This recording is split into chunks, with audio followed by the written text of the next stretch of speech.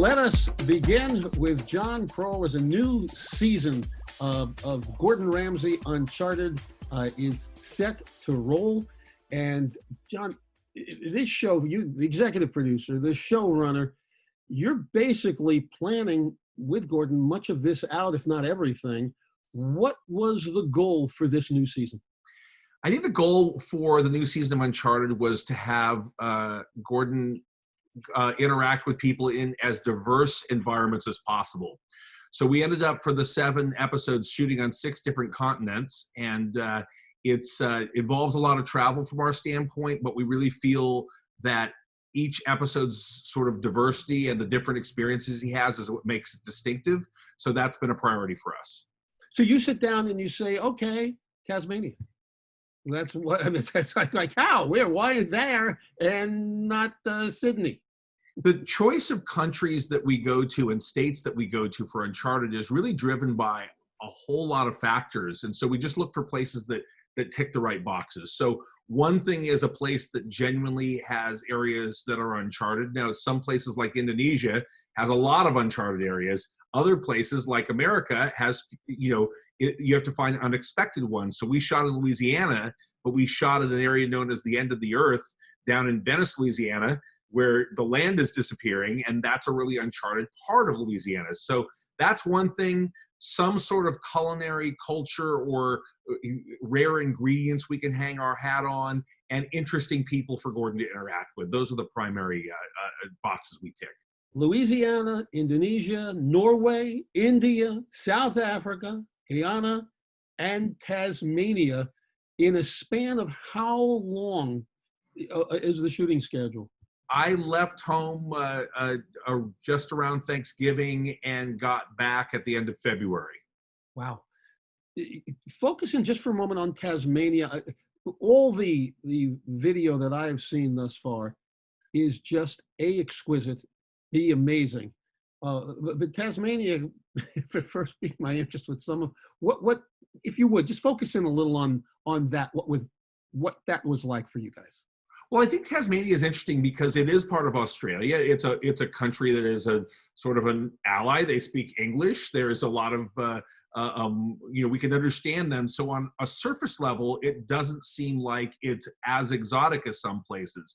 But once you get there and realize that this sort of island province of Australia is really a completely different ecosystem. They really cherish having all food that's sourced from the island itself, not from other countries, but not even from mainland Australia. So the sort of mindset that the people have there towards food is really, really specific to that area.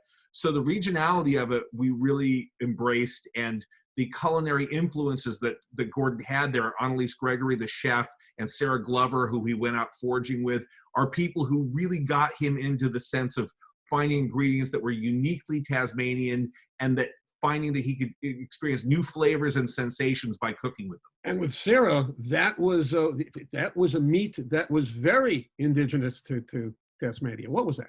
Yeah, so wallaby is they're everywhere. They're like rabbits in Tasmania. They're an invasive species. They need to be to limit them. So it's being encouraged to be used as a food source. And they cooked with wallaby. I got to taste it, and the crew had it. It's a delicious meat. It's a really lovely lean meat to be able to cook with. And that's just one example of the strange ingredients, including whiskey that's made using sheep poo. Now, you are down there. You would just see Gordon down there, and of course you're there. But you've got a huge crew. How big is this crew? We actually have quite a small crew. We travel. Oh my gosh, really? Yeah, we have traveled with about 15 people. We have a pretty small footprint. And then when we're shooting on set, we have as few of them as possible. We want Gordon and the contributors to feel like they're just experiencing a moment together as opposed to a TV show. So we really try to have a small footprint with our crew. The reason I ask you that is you also produced Amazing Race. Yeah, I've done Amazing Race and Big Brother and American Grit and a lot of other shows that have crews of 200 or 300 people. And I have to tell you, it's at this stage in my career, it's really gratifying to work with a small, intimate team where we can have everyone doing a lot of different things and not have the whole show be about taking care of a huge crew of people. And of course, producing in sort of the post-pandemic world is much more conducive to this type of small crews. So we feel like we're in an advantage going into season 3 for this show. Which brings us to that point. We're in a pandemic. You are going to continue. You're going to go into season 3. The constraints are obvious. How do you work around them? Well, first of all, it's really gratifying that we can bring to viewers with the new season of Uncharted some vicarious travel. Since people themselves can't travel so much, the fact that they can sort of go to these exotic places through Gordon's eyes at this time, I think is a really nice kind of gift to give to people who are stuck at home. So I'm hoping people can look at it with that in mind. For our upcoming season, what's really exciting about this is there are uncharted places everywhere. So of course we can find places that are less impacted by COVID and places that our crew and Gordon are less at risk, because we can pick and choose the places based upon current medical information we're getting from them. So that's an advantage that this show has over others, in addition to the smaller size of the crew. A couple more questions. Who takes the bigger risk in this deal, you or Gordon? Who's the bigger risk taker? I like to say that anything that we have Gordon do or have Gordon eat on the show, I do or eat while we're scouting to make sure that he's going to be safe.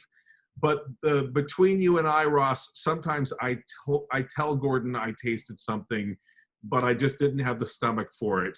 And later on, he'll kind of bust my chops and say, "Did you really try that horrible worm that you made me eat?" And I'll fess up to him. Biggest challenge for you in these 2 seasons, and particularly this second season, was what for you? I think that the travel and needing to jump from continent to continent on a very tight schedule is really, really tough. We don't get a lot of off time. I try and get off time for my crew, but I never take a day off. So I think that the physical stamina of it is quite challenging. The other thing we found is that the show really lives and dies based upon who we have Gordon interact with. He's such a force of nature, and he's such an overwhelming presence. Giving him someone who he can play with and who will not be starstruck and will get into the scene with him and bust his chops and give him a hard time about it. He likes that. Yeah, he loves that. And so that's always what we're looking for. And so that's always the challenge, is really upgrading the contributors that he interacts with. And finally, what are you hoping the viewer comes away with in this season 2? I think that Uncharted is this really nice blend of information and fun. So I hope they learn a little something about the countries that we go to, but also it's them going on a romp with Gordon through this country, through its food and ingredients and flavors. So I think that if it can be both entertaining and a little bit informative, then it's done its job. And where would you like to go? What is your dream location now? Well, Ross, I can't tell you what my dream location is, because it's my job to make dreams come true. I'm already planning those locations. Well, I'm taking us to those places I want to go to. But I will say that I'd like to spend more time in South America. We went to Peru in season 1, and we went to Guyana in season 2. And I think South America gets a little less exposure on most travel shows than most other locations, and I'd like to explore a lot more there. Well, it really is exquisitely shot and obviously very well planned out. And it does keep you on the edge of your seat. Sometimes I just look at him and go, he's out of his mind. But you're the one who makes him out of his mind.